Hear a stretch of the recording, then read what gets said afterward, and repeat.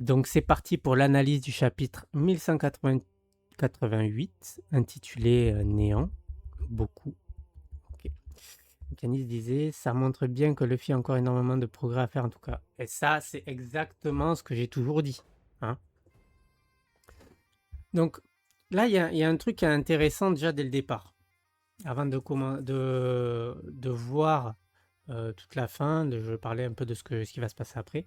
Surtout que Loki était déjà mortellement blessé avant son combat contre Ymue. Ouais, exact. Mais on va revenir. Là, ce qui est intéressant pour moi, donc déjà ici, bon, c'est la rencontre de Mu et de Joy Boy. C'est fait par Denden Mushi du coup. Mais ce qui est intéressant ici, pour moi, il y a une partie, c'est Mu et Imu. Mu et Imu. Donc je pense qu'à un moment donné, lors de la guerre finale, euh, le Joy Boy a appelé. Et en fait, Mu avait sûrement déjà absorbé Imu Nerona. Et ça, ce qui est intéressant, c'est la tournure, c'est Mu et Imu. Ok. Mu et Imu. Pourquoi il n'a pas dit c'est Imu juste? Parce que Mu, en fait, n'est pas vraiment Imu. Mu est devenu Imu. C'est ça qui est important à comprendre pour moi. Et ça a toujours été ça. Mu est une entité à part et qu'elle a absorbé Imu et est devenue Imu. C'est pour ça qu'elle dit Mu et Imu. Ok. Et c'est ça qui est intéressant sur cette nuance-là. Parce que sinon, il n'y a pas de raison de faire la distinction entre Mu et Imu derrière. Bien qu'il y ait une distinction Mu et Imu, ça veut dire que c'est comme dire lui, c'est aussi ça, c'est son autre nom. Mais pour moi, Imu, c'est qu'elle est devenue Imu. Comme dire moi c'est Joy Boy, mais il n'a pas dit son prénom en fait. Il aurait pu dire je suis un tel ou Joy Boy. Comme Loki et Moza. J'ai pas très bien compris comme Loki et Moza. Du coup, juste derrière, c'est vrai, Joy Boy est déjà mort. Alors pourquoi est-ce que tu rappelles tout cela à Mu? Eh ben déjà, c'est fini quoi. Ça montre que euh, le Mont Corvo, en fait, leur théorie, pour moi ici, elle est finie. Elle est finie parce que s'il est déjà mort, alors ça n'a aucun sens. À part, ils vont peut-être dire, oui, mais il est mort dans le futur. Non, non. S'il rappelle tout cela à Mu, elle a dit, tu n'es pas Joy Boy. Elle dit plus loin aussi, tu n'es pas Joy Boy. Donc c'est que c'était pas lui. J'avais dit ça quand t'avais dit se sont rencontrés par Denden Mushi. Ah ouais, c'est vrai, ouais, c'est vrai. Ouais. Ou alors t'avais dit Escargofon, je sais plus. Ouais, Denden Mushi. La théorie était déjà bien enterrée depuis 2-3. Oui, mais non, après voilà, c'était déjà fini pour moi à mes yeux, mais là tu peux pas. Enfin, pour moi, ça serait alambiqué de continuer à dire oui, mais c'est Mu, elle se trompe ou machin, elle croit que c'est, alors que non, mais non, non, ça, tu peux pas, tu le fais une fois, pas deux, enfin, ça peut pas être la réponse à toutes les questions, toutes les interrogations que tu peux avoir sur leur théorie. Alors, ce qui est intéressant, c'est que le pouvoir de Mu semble pouvoir, entre guillemets, copier un petit peu les techniques des autres. Là, on a l'impression que c'est le Snake Man un peu. Avant, on avait l'impression, les bombes, etc. On avait l'impression que c'était un peu ce qu'avait fait Usopp juste avant, quand il affrontait Gunko, qui avait ému dans elle. Euh, il a lancé des billes pareilles. Et derrière, elle arrivait, elle a lancé des billes exactement pareilles. J'ai l'impression que Imu, au fil de ses combats, peut s'accaparer les techniques un petit peu de ce qu'elle voit, en fait, à travers son Omen.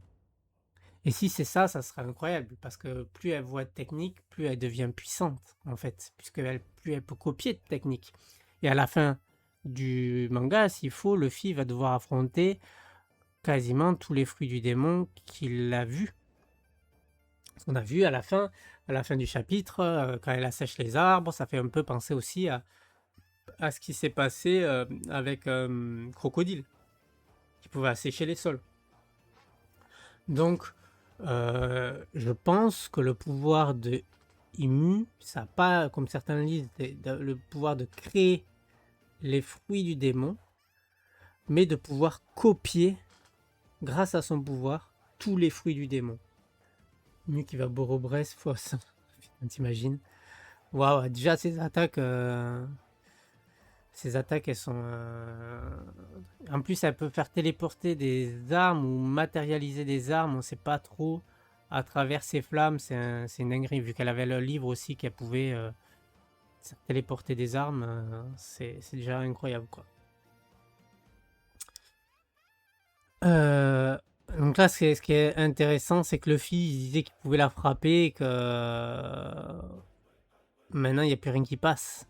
Il n'y a plus rien qui passe. Parce qu'il avait pris, comme on l'a dit sur le chat, etc., il avait pris un peu par surprise. Elle était en train de combattre Loki et Luffy l'a prise par surprise, tout simplement. Mais derrière, dès que Mu s'énerve, c'est fini. Et on l'a vu, le Mu contre Loki, on se dit, ouais, on a l'impression qu'elle galère, etc. En fait, elle galérait pas du tout. Elle était pas à fond, en fait. Parce qu'en fait, elle était plus dans la discussion. Là, elle se remémorait le passé, de la discussion avec Loki, expliquer ce qu'elle faisait, pourquoi. C'était plus de la discussion du combat, en fait. Il n'y avait aucune animosité limite. Alors que là, dans ce combat, on le sent, l'animosité monter dans les cases, on le sent. On sent que Mu monte en colère et donc que ses attaques, elles sont de plus en plus létales, en fait. Cherche la létalité. Mu qui va beau. D'ailleurs, encore un parallèle à Katakuri, je trouve. Oui, oui, avec le trident. C'est vrai. Du coup, derrière, ok, les attaques. Jet Gatling, ok. Le génie. Donc là, on voit pas trop à quoi ça pourrait faire référence à part le génie, juste un kiff. Le génie, réaliser les vœux. Je pas trop d'avis sur ça, parce que je ne vois pas trop ce que ça apporte, entre guillemets, à part montrer une nouvelle facette du pouvoir de Luffy, c'est-à-dire de la métamorphose un petit peu, entre guillemets, à ce moment-là. Je pense au fait que l'attaque surprise marche, mais que par la suite, quand ça redevient sérieux, Luffy peut rien faire. Ouais. Ah oui, d'accord, ok. Ouais, c'est vrai aussi. Mais comme on a dit pendant la lecture, Jinbei qui intervient pour protéger Loki et qui arrive, lui, à bloquer une attaque de Imu. Alors, le fait peut-être qu'il la voie y arriver, peut-être un indice, mais quand on voit que Sanji, même avec le haki, l'a pas bloqué, Zoro et tout ça, ils n'ont pas réussi à le bloquer. Déjà, ça remet un peu de respect sur Jinbei parce que beaucoup l'ont critiqué, donc ça je suis très content de ça. Et si Oda l'avait mis en retrait, c'était pour une bonne raison. Et puis, faut pas oublier que Jinbei, il a projeté Big Mom dans les airs et avec cette même attaque-là, il a stoppé Big Mom. Donc, c'est pas une attaque à minimiser. C'est une attaque très très puissante. Et que si, comme j'ai dit, s'il la couple avec du haki, de l'armement avancé, etc., ça peut être quelque chose qui se rapproche du haki des rois. Je sais pas s'il aura le haki des rois, je pense pas, honnêtement. Ça serait bien parce que ça serait un homme poisson qui l'est, ça serait intéressant. Parce que je pense pas qu'on ait vu d'homme poisson avoir le haki des rois. euh, mais qu'il ait la puissance de pouvoir s'en rapprocher grâce aux techniques des hommes poissons, ça pourrait être très intéressant. De toute façon, si Jinbe était naze, j'aurais jamais été... Évidemment, bien sûr, bien sûr. Évidemment. Mais ça, bon, il n'y a que les un peu rageux qui minimisent un peu la puissance de Jinbe. Du coup, il y a tous les Mugiwara qui sont autour. Ils se demandent un peu ce qui c'est, et Brook, il y a un peu de perspicacité chez Brook quand même. Hein. Il se dit que c'est au-dessus des 5 doyens. Les autres, forcément, ils minimisent derrière. Penser qu'il y a quelqu'un au-dessus des 5 doyens, c'est... Et même Imu se rappelle de lui. Ça, c'est aussi intéressant. Se rappelle de lui. Donc, de l'avoir vu à ce moment-là. On va voir dans les prochains chapitres sûrement que Gonko va être libérée. Elle commence déjà à sortir de la glace. Donc du coup, l'attaque, ça, en fait, j'ai l'impression que la forme génie d'Oda, c'est juste un kiff parce qu'il voulait dessiner ça. Dessiner un génie, etc. Et donc du coup, il a pris l'occasion de le faire ici. Mais elle avait surtout pour vocation de nous montrer ça. Nous montrer, une fois de plus, Imu. Il l'avait fait avec contre Loki, où Loki, elle a stoppé le marteau de Loki. Et là, du coup, derrière, Imu stoppe le point de Luffy sous la forme d'un génie. C'est assez incroyable aussi. Parce que, comme on a dit, Luffy est censé être à pleine puissance, en fait. Donc là, il essaye de mettre une grosse attaque. On voit qu'il y a des éclairs de haki, etc. C'est que il y met du au taquet, quoi. Il se met au taquet. Mais Imu a stoppé ça comme si c'était rien. Elle est dans les airs et elle bouge pas d'un millimètre, quoi. Elle bouge pas d'un millimètre. Ça fait très Riley de montrer le haki de l'armement à Luffy via l'éléphant. Ouais, c'est vrai aussi. N'es-tu pas en train d'observer ce qu'il est advenu de Loki? Donc elle refait un coup de stigma. Luffy l'évite. Bon, c'est bien. Mais on voit quand même qu'il est dominé totalement. Et là, la préparation. Alors, on en vient à l'effet de la... Quand elle sort la lame. Quand elle sort la lame, il y a les arbres se déconfient, s'assèchent. Comme le pouvoir de crocodile, sauf que ça intervient d'une façon où j'ai l'impression, c'est l'impression que j'en ai, c'est qu'en réalité, quand on voit un peu les flammes revenir vers Imu, que Imu absorbe l'énergie un peu vitale de ce qui l'entoure. Pour moi, toute chose a le haki, en fait, entre guillemets, une voix. La voix, c'est le haki. L'haki, c'est un peu là, c'est la volonté, mais c'est aussi l'énergie vitale de chaque chose. Et donc, en fait, ici, Imu a absorbé l'énergie vitale de ces choses-là. Et à matérialiser. Est-ce que avec cette énergie vitale, elle a matérialisé l'épée, ou c'est l'épée qui a absorbé l'énergie vitale? Au choix. Mais je trouve qu'on est un peu dans ce truc-là, où peut-être qu'Imu peut absorber l'énergie vitale des choses qui l'entourent.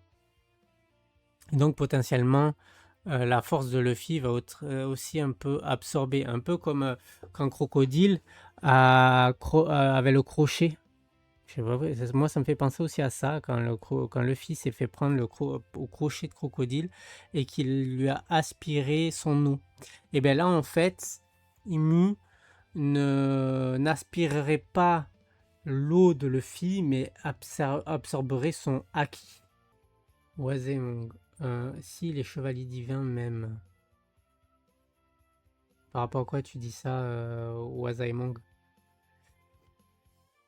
Donc du coup, on a un peu un parallèle de ce pouvoir-là de crocodile, je trouve, où en fait, Imu va absorber l'énergie vitale, le haki de Luffy. Et on va voir ça dans le prochain chapitre. Et on en revient à ce que je disais. C'est-à-dire que pour moi, Zoro, Sanji, Luffy, ils vont tous perdre face à cette puissance-là. Pourquoi ils vont perdre? Déjà, parce que c'est un arc de présentation. Imu vient se présenter en fait. Il vient se présenter au niveau des lecteurs. C'est comme Kaido qui se présente au début de Wano. Luffy l'attaque. Kaido paraît ridicule. Ils échangent quelques attaques. Et même pas, Luffy il l'attaque au taquet. Kaido il répond pas trop. Et après il se change en humain. Il lui met un one shot. Et Luffy il fait dodo. Je pense pas que Luffy va faire dodo. C'est pas ce que je dis. Mais on a un peu la même structure juste derrière, c'est-à-dire que Luffy a mis une patate à Imu et derrière il s'est fait éclater. Si les chevaliers divins vont perdre contre Zoro et Sanji et que Imu devient faible, est-ce qu'il va absorber la plus grande partie de l'énergie d'Elbaf?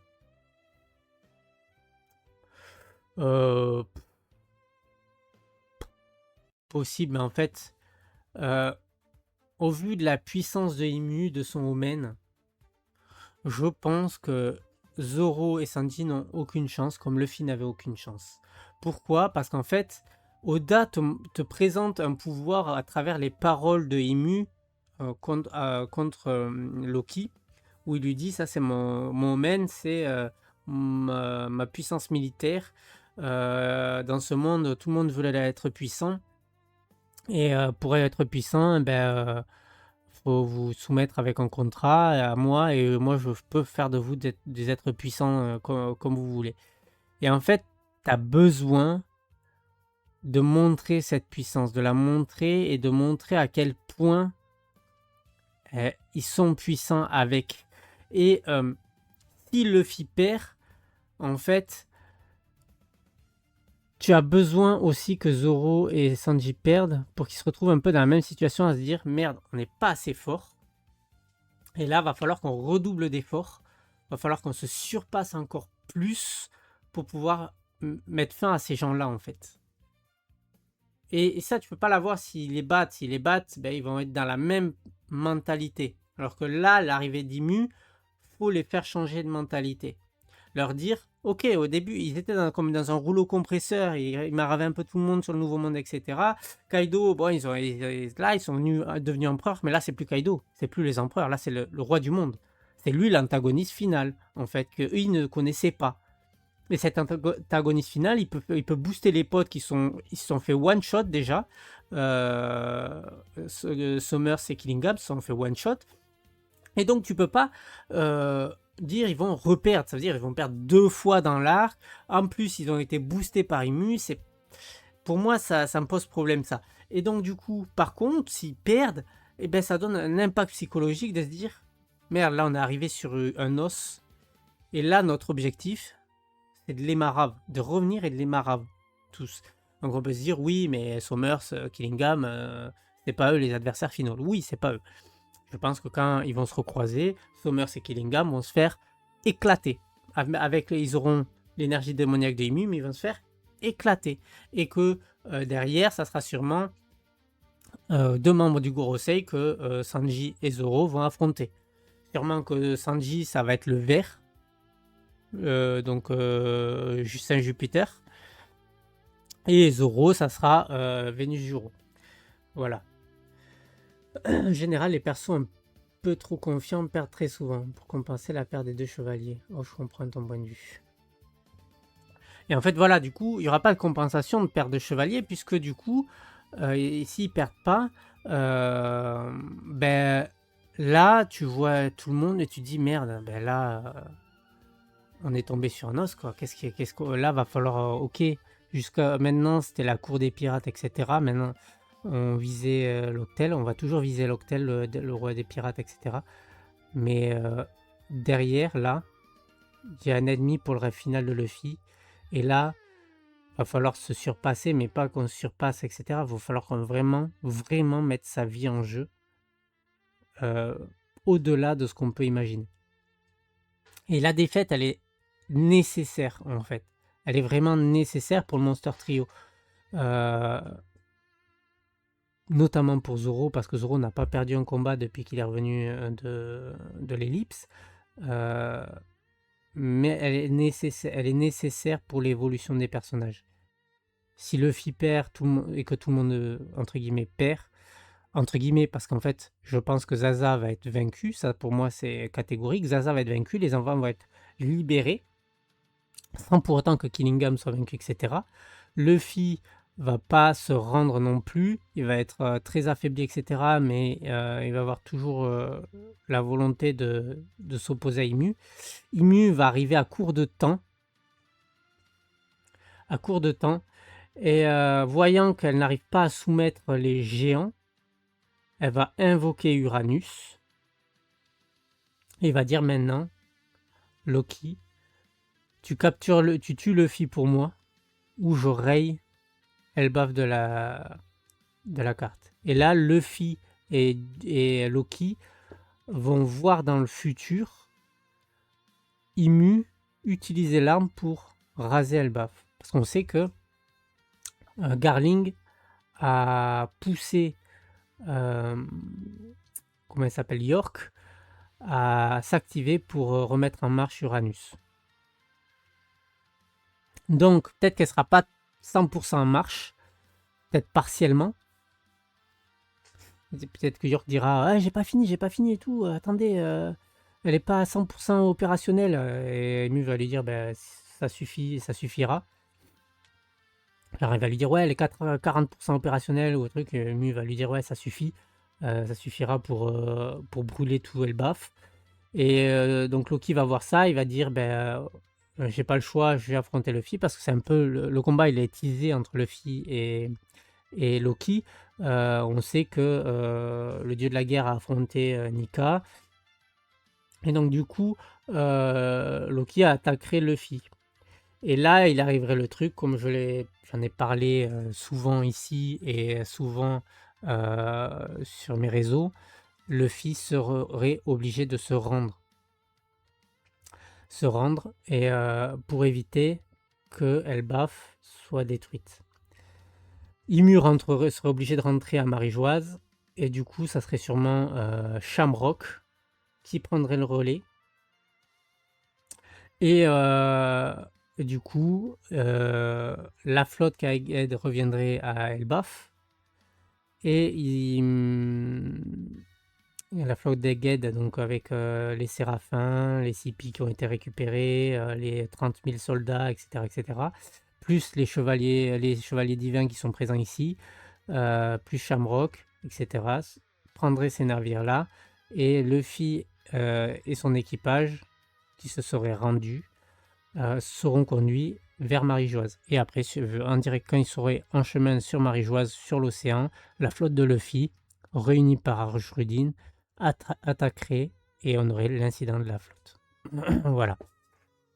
Et, et là, ce qui se passe, qu'on vient de voir là, avec Luffy qui se fait, planter, ça en y est quoi. Donc on aura encore un Luffy Non, je pense pas du coup. Parce que si on prend en compte qu'il y a les chevaliers divins sur place,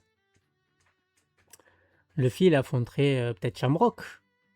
Et donc du coup on aurait là à ce moment-là, Shamrock pas boosté aux stéroïdes comme ils sont tous là, face à Luffy. Et ça pourrait faire du coup confirmer que Luffy elle affrontera jamais Shanks, puisque du coup ça justifierait la création de Shamrock comme un combat pour faire combattre Luffy vs un pseudo Shanks. Et Kizaru, eh ben, il affronterait peut-être bah, du coup, si on a... Alors attendez, parce que Shamrock et Killingham pourraient rentrer vu qu'ils ont été invoqués par Gonko, pour être renvoyés peut-être. Ah bah du coup voilà, en fait ce qui peut se passer, un truc que j'avais pas pensé. Zoro et Sanji perdraient. Au moment où ils allaient être tués, en fait Gonko va renvoyer Killingham et Sommers à Marijois. Du coup, Imu va se retrouver tout seul. Et elle va sûrement reprendre le contrôle après sur Gonko. Et en fait, on aurait Gonko et Shamrock. Shamrock reviendrait du coup sur Elbaf. Peut-être de force, puisqu'il a pris le portail aussi pour partir vers Marijois. Peut-être qu'il serait renvoyé pendant quand Killingham et Sommer seraient renvoyés, lui serait rapatrié ici. Et donc peut-être qu'on aura Sanji vs Kizaru. Sanji vs Kizaru à ce moment-là. Et Zoro contre Cerbère peut-être. Et ou le Séraphin de Mihawk. Parce que le Séraphin de Kizaru vs Sanji serait grave cool, je trouve. Ouais, franchement. Et là, on comprendrait, si le Sanji débloque l'HDR là, on comprendrait que ben, les gens comprendront que les amiraux, ben, ils sont pas au niveau de ce qu'ils pensent. Parce que oui, les amiraux sont forts, mais contre Kaido, c'est mort. Et par rapport aux chevaliers divins aussi, ben, ils sont en dessous. Enfin, au moins minimum, Shamrock au-dessus. Après, Sommers et Killingham, peut-être que sans boost, ils sont en dessous. Ça, c'est largement. Il n'y a pas photo. Mais voilà. Donc du coup, ça pourrait être très très intéressant que ce combat, il arrive juste après. Et donc du coup, on n'aurait pas Luffy vs Kizaru, mais Sanji. Zoro vs le Séraphin parce qu'il y a déjà eu un pré-combat. Le Séraphin de Mihawk. Donc S-Sword. C'est comme ça qu'il s'appelle. Et Luffy vs Shamrock. Luffy vs Shamrock. Et ça pourrait être incroyable. En fait, le matching là. Après, à voir ce que pourraient avoir les autres Mugiwara comme combat. J'aimerais qu'ils aient quelque chose d'assez sympa. Surtout Jinbei. Jinbei vs... Ben, hey, tout trouvé. Jinbei vs S-Shark. Jinbei vs S-Shark. Et par contre, il resterait S-Snake. Alors, est-ce que S-Snake serait de la partie? Peut-être, puisqu'ils sont 3. S-Snake et S-Snake, je sais pas. Honnêtement, je sais pas. J'aimerais que Brook ait son combat. Mais est-ce que Brook, il pourrait pas avoir Cerberus? Ça pourrait être aussi le sabre de Shamrock. Ça pourrait être marrant d'avoir ça. Voilà, Snake a quand même un plus gros point faible qui est Luffy. Ouais, c'est ça, mais elle a pas ce point faible face aux autres. Face aux autres Mugiwara. Elle aurait pas ce point faible là, vu que Luffy il serait pris dans son combat contre Shamrock. Ça serait rigolo. Kizaru, Domi-Reversi, 5 mg, ça ferait un hybride entre lumière et ténèbres un peu. Ouais, mais je pense que là, du coup, Imu sera trop faible pour faire ça en fait. Il y aura pas de. Elle sera pas là. Imu sera retournée à Marijois. Bonnet contre Esbir. Esbir avait un problème. Oui, et Esbir, Bonnet peut contrôler Esbir, donc non, c'est mort. Et puis Bonnet sera pas là. Bonnet va rester sur Elbaf. Bonnet va rester sur Elbaf parce que son père doit être sauvé par Vegapunk. Les deux vont rester sur Elbaf. Ils vont pas être capturés, eux. Ils vont rester cachés. Ils vont rester cachés. Et oui, puisque Vegapunk a mis un programme comme quoi euh, tous les clones qui ressemblent à Kuma peuvent être contrôlés par Bonnet. Mais là, franchement, je pense que il y a moyen. Salam alaikum, Ouya. Salam à toi aussi, comment ça se dit? Mamien Nikita. Oh, vous mettez des noms, je vais t'appeler Nikita, ça te va.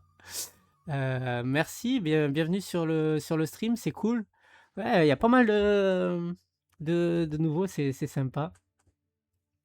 Et donc voilà, donc bienvenue voilà, on est en train de parler d'analyser un peu le chapitre. Là, on parlait surtout de ce qui allait se passer après. Donc pour moi, je parlais de la défaite de Luffy, Zoro et Sanji, que sûrement que Killingham et Somers allaient être renvoyés. Et que Zaza va être du coup vaincu, les enfants libérés, et Imu va pas avoir d'autre choix parce qu'il va lui manquer du temps que d'invoquer Uranus pour soumettre tout le monde en fait. Et que Luffy à la fin va devoir se rendre pour éviter que Elbaf soit rasé. Voilà, et que ça conduirait à l'incident de la flotte pour libérer Luffy. Bonnet peut contrôler tous les clones partageant l'apparence de Kuma. Et Vegapunk a bien dit l'apparence. Si c'était que les pacifistes, Vegapunk aurait dit que c'est... Ouais, exactement. Exactement. Il a dit l'apparence. Donc, Esbir rentre dans ce cas-là. Donc, il y a des chances que Esbir, sachant qu'Esbir avait un problème, c'est pour ça qu'il avait été ramené à Egghead. Ouais, là, c'est résumé. On a dit aussi que, du coup, c'était la flotte de Egghead qui amènerait Luffy et les Mugiwara vers Marijoise et que sur le chemin, il se ferait attaquer par la flotte de Luffy pour le libérer et qu'on aurait du coup Sanji vs Kizaru, S-Sword, donc le Séraphin de Mihawk face à Zoro et Luffy, il serait face à Shamrock. Et du coup, Brook serait contre Gunko. Et ça, ce serait terrible. Terrible. Je viens d'y penser. Ce serait terrible. Parce qu'en plus, ils sont dans le même style de combat. Enfin, bref, voilà. Je viens d'y penser, ce serait terrible. Voilà, ouais. Pour revenir à Akuma, du coup... ouais, le combat crève-cœur. C'est clair. Mais je pense que Gunko finira libéré et reviendrait à son âge. Donc Sully finirait libéré et reviendrait à son âge, c'est-à-dire plus de 77 ans, je crois. Je sais plus combien ça ferait, mais 77 ou quelque chose comme ça. En vrai, c'est plus que le même style. Ils ont carrément les mêmes techniques à l'épée. Ouais, exact. Ah ben oui. Mais c'est Brook qui a appris toutes les techniques de Sully. Par contre, je voulais dire un truc. J'ai l'impression que la saga finale est un peu construite comme l'arc Wano. Et je pense que l'arc Wano est juste dans la structure narrative, et je parle bien de structure narrative, un prémisse de ce qui va se passer dans les événements qui vont se passer ici. C'est-à-dire, je m'explique. Luffy est arrivé à Elbaf, il a rencontré, etc. Imu est arrivé, a éclaté ses potes, etc. Et Luffy a attaqué Imu, on a vu pas forcément dans la façon dont c'était montré, mais dans la façon dont c'est narré plutôt. C'est comparable à ce qui se fait avec Kaido, qui avait détruit le château où se trouvaient Nami, etc. Et que du coup Luffy l'avait attaqué. Là, ça faisait un peu pareil. Et après, du coup, là, Luffy se fait fini éclater. Et on a un peu, d'abord, hier en plus, on a un peu le même truc avec Kaido qui dit tu vas être le roi de qui ou un truc comme ça. Ça, c'était aussi hyper badass aussi. Et là, en comparaison, en parallèle, tu as Imu qui dit Joboy, lui, n'était pas aussi faible. Tu vois. Et après, les gens disent que les flashbacks servent à rien. Ouais, c'est clair. Si ça amène le combat Brook Gunko, forcément, ça va servir. Ça va servir direct. Et derrière, qu'est-ce qui se passe? Le fils se fait capturer. par Kaido. Si Luffy se rend, donc derrière, ben, on aurait un peu la même structure. C'est Luffy finit en prison, Luffy est capturé machin, et après il se fait libérer, mais ça serait pas, c'est lui qui se libère un petit peu tout seul. Mais là, il y aurait la flotte de Luffy qui viendrait aider pour libérer tout ça. Mais du coup, il y aurait une rétrospection de chaque des Mugiwara, surtout de Zoro, Sanji et Jinbei, Zoro, Sanji et Luffy, qui auraient perdu et qui se diraient ouais, ben là, maintenant, il va falloir qu'on devienne plus puissant, il faut qu'on gagne. Et en fait, l'incident de la flotte, ça serait qu'un tiers de la puissance du gouvernement mondial, donc il y aurait 3 séraphins, 30 000 soldats, il y a eu 9 vice-amiraux, il y a un amiral, il y en aura peut-être 2 si Aramaki vient. Et ça, mais je le mets de côté, peut-être qu'il ne viendra pas. Donc il y aurait un amiral, il y aurait un ou deux chevaliers divins, Gonko et Shamrock. Donc du coup, on aurait quand même un sacré monde à ce moment-là. Et donc du coup, si un Yonko avec sa flotte bat toute cette puissance-là, parce qu'en plus il y a les CP aussi, je n'en ai pas parlé, il y aura peut-être Lucci, etc. Peut-être que Lucci, Kaku, etc. vont se retrouver contre des Mugiwara, ça pourrait être très très stylé aussi d'avoir ça. Du coup, la flotte, ou contre, peut-être pas contre les Mugiwara, peut-être contre les capitaines de flotte aussi, parce que Adjurudin, etc., ils ont besoin aussi des gros combats. Donc on aurait ça. Si un tiers de la puissance du gouvernement mondial perd, ça veut dire que là, pour l'instant, actuellement, l'équilibre des pouvoirs n'est pas rompu. Les séraphins ont remplacé les Shichibukai, et donc l'équilibre est maintenu. Il y a les Kationko, il y a les Shichibukai, il y a le gouvernement mondial, la marine, etc. Tout est encore en place, donc l'équilibre des pouvoirs est maintenu. Sauf que si tu as un tiers de la puissance militaire, un tiers, donc ça fait plus qu'un quart, puisque un quart, si la marine, toutes les forces du gouvernement mondial, plus les Shichibukai, et donc maintenant les séraphins, valent les 4 Yonko aux yeux du monde, si Luffy bat un tiers de cette puissance-là, puisqu'on a 3 séraphins sur 9, 9 sur 24, je crois qu'on a 9 sur 20, 21, je crois qu'il y a 21 vice-amiraux. Il y a 30 000 soldats de la marine, c'est un tiers de ce qu'il y avait à Marineford. Il y a 3 CP sur 9, il y a 3 membres du CP0 sur 9 aussi, après je crois qu'il y en a 8 ou 9. Sans compter les morts qu'il y a eu à Wano. Il y a du coup 3 séraphins sur 9. Si on a deux chevaliers divins, je ne sais pas combien il y en a, mais il y a un amiral sur 3. Donc on est toujours sur un système d'un tiers. Et donc, si ce tiers est vaincu, on se retrouve dans une situation où l'équilibre de pouvoir n'existe plus. Les gens vont dire, en fait, les Yonko sont plus puissants que le gouvernement mondial. Et c'est là tout l'intérêt, en fait, d'arriver à ce truc-là. Parce qu'en fait, l'équilibre des pouvoirs, c'est ce qui maintient le monde. Et pour que la guerre finale arrive, il faut que cet équilibre soit rompu. Après, derrière, on aurait bien sûr le gouvernement mondial qui vont attaquer sûrement la Cross Guild pour faire contrebalancer, pour essayer de contrebalancer, mais ça sera trop tard.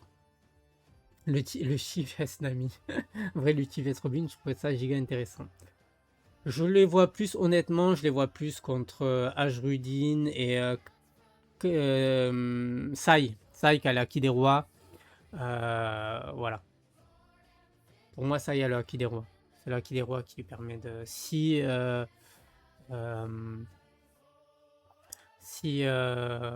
comment s'appelle son père là, il a le acquis des rois. J'ai plus le nom. Lui, il a aussi Uranus sur Baggy. Non, je pense pas. Je pense que c'est Akainu, il va se déplacer en personne. Akainu sur Baggy. Ça pourrait être stylé. Akainu Aramaki, Aramaki vs Mihawk. Tu peux avoir un truc sympa, tu vois. Un truc, Enfin bon, là, je suis très très très content. Très très très content. Ouais, aussi, peu importe, hein, en vrai. Aramaki vs Crocodile, oui.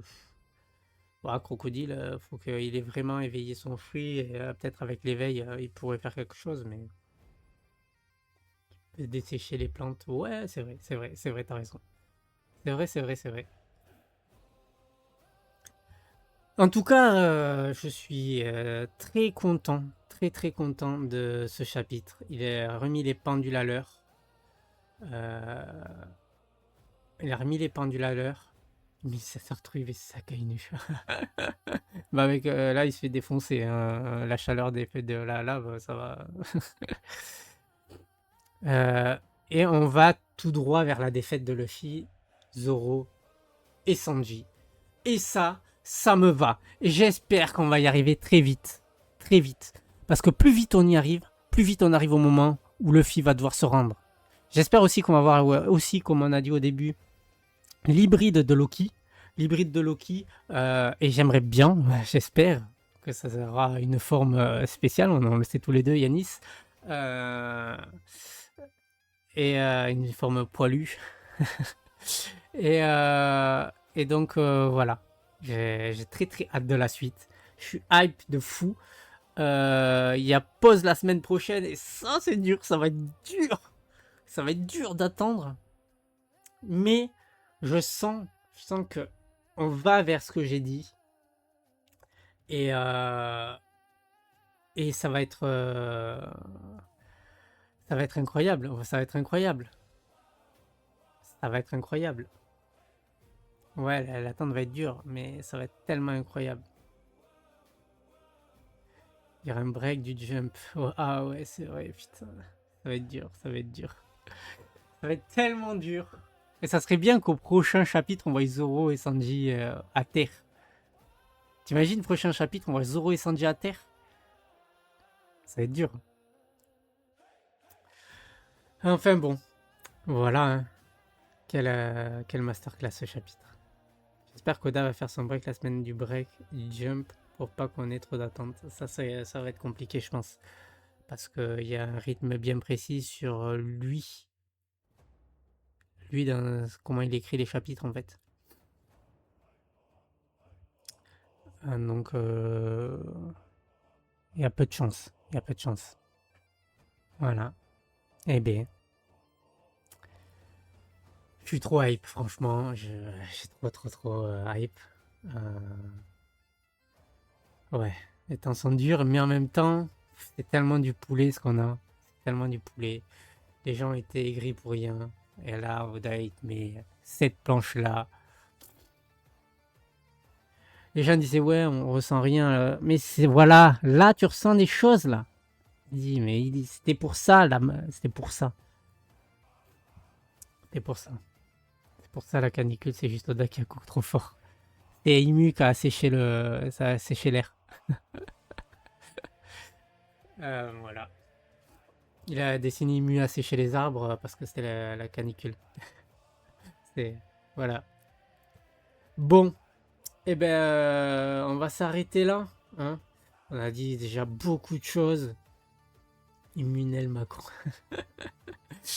On va s'arrêter là. On a dit beaucoup de choses. Je suis très content. Et je sais pas si tu as regardé le match, mais du coup, bon match. Ça me laissait le temps un peu de monter, de préparer les TikTok et tout. Et passe une bonne soirée. Je vais essayer de stream dimanche. Quoique non, je peux pas parce que je suis en vacances. Mais je vais essayer de stream la semaine prochaine.